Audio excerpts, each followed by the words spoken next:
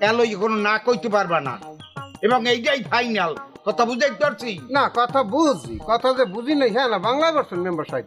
হাবু বিদেশ যাইবে হ্যাঁ রে, এই জামিনা খরচ আপনি দেবেন কিরবেন নেই? এটা কেমন ধরনের কথা কম আসছে?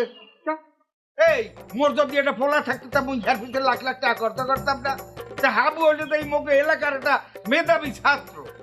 এই ও তো এখন মোকেই ফোলা, তোর পিছিয়ে মুই খরচা করবো, তোমাকে অসুবিধা কি? ঠিকই আছে মেম্বার সাহেব, শুধু আপনার টোলা কেন, ও এই যে লেবু ভাই ছেলে ও পুরা গ্রামেরই সম্পদ। এই যে ধরেন আল্লাহর রহমতে ও যে অস্ট্রেলিয়া যাইতে আছে, এত তো কোনো খরচ লাগবে না, কেন লাগবে না?